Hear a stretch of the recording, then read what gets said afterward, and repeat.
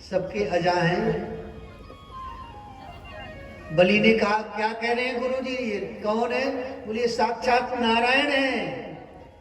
इन्हें आप 3 पग भूमि दे रहे हो ना, ये तेरा समस्त लोक नाप लेंगे। अब तो बलि के अंदर और श्रद्धा जगी कि जब नारायण ही याचक बन के आए हैं, तब फिर अब क्या करेंगे? रख करके, ये तो सर्व सामर्थ्य है ना, सर्व समर्थमान है, ये चाहेंगे तो हमसे कैसे भी छुड़ा सकते हैं, इनको दे देना उचित है। बोले गुरुदेव आप संकल्प करिए। बोले हम संकल्प नहीं बोलेंगे, तुम्हारा हम अहित नहीं देख सकते हैं।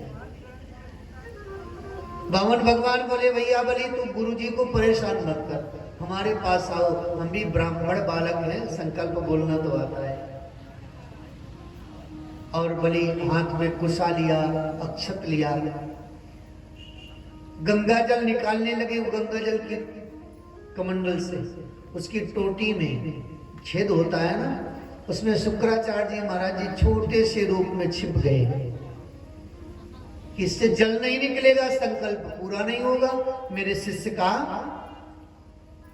अहित नहीं होगा, मेरा शिष्य बलि बर्बाद नहीं होगा। कितना हित कर रहे हैं शुक्राचार्य। और शुक्राचार्य जी महाराज उस जलहरी की टोटी में छिपे हुए हैं और उस छिद्र से बाहर आंख लगा कर देख रहे हैं कि बाहर हो क्या रहा है। वामन भगवान बोले लो कमंडल से जल निकालो। जल निकालने का प्रयास किया, एक बूंद भी जल नहीं निकला। वामन भगवान बोले लगता है बहुत दिन का रखा हुआ है ये जल, इसमें कई लग गई है, कुछ कचरा फंस गया है। एक कुशा उठाया और उसी छेद में डाल दिया, शुक्राचार्य जी की एक आंख साफ हो गई। और आंख दबा के बाहर निकल के खड़े हुए कि बर्बाद हो जाए, हमारी तो आंखें ही फोड़ दिया जाए। कहने का भाव यह है कि भगवान नारायण है, वामन भगवान विचार कर रहे हैं कि शुक्राचार्य जी एक तरफ कह रहे हैं कि साक्षात नारायण है और एक तरफ कह रहे हैं कि इनको देना मत, भेद दृष्टि परमात्मा को प्राप्त नहीं कर सकती है। जहां भेद है वहां पर आध्यात्म प्रबल नहीं हो सकता है। परमात्मा भी अभेद है और उनको अभेद दृष्टि से ही देखा जा सकता है। इसलिए भगवान ने शुक्राचार्य जी की एक आंख फोड़ दी कि अब एक ही आंख से देखना, हम ही को देखना, माया को नहीं देखना। वामन भगवान ने संकल्प बोल दिया और बलि ने जैसे ही संकल्प की वस्तु वामन भगवान के हाथ में रखी, वैसे भगवान का शरीर बढ़ने लगा। पैर पाताल लोक में, सर ब्रह्मलोक में। पद पाताल शीस अज धामा, पद पाताल शीस अज धामा, पद पाताल शीस अज धामा, पद पाताल शीस अज धामा, अपर लोक अंग अंग विश्राम,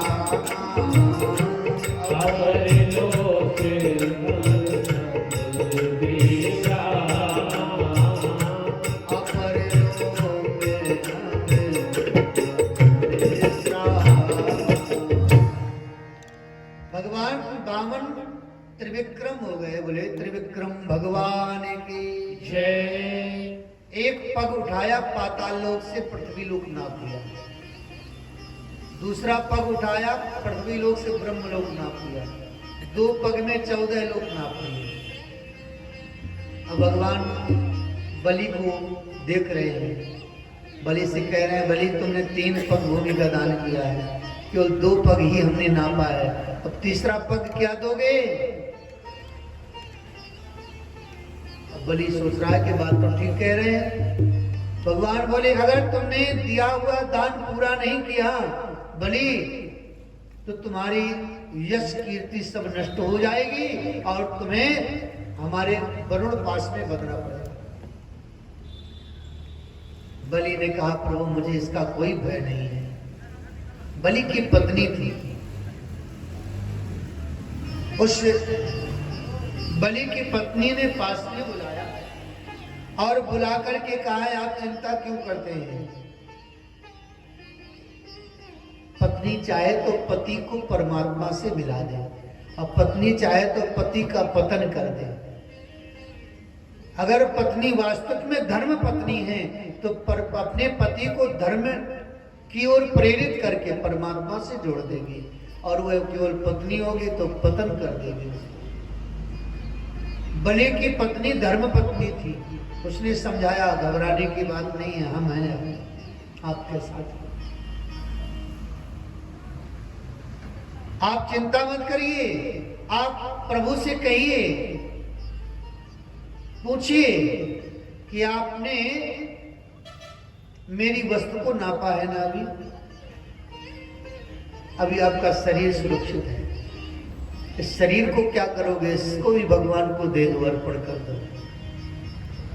भगवान से कहा प्रभु आप मेरे शरीर को भी नाप लीजिए, यह भी एक भूमि है, यह भी एक वस्तु है।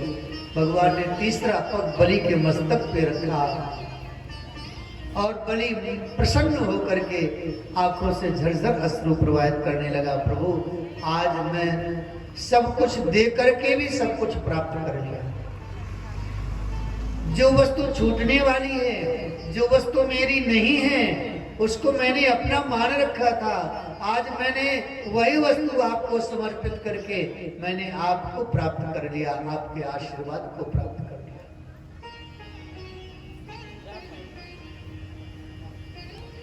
अब सौंप दिया इसे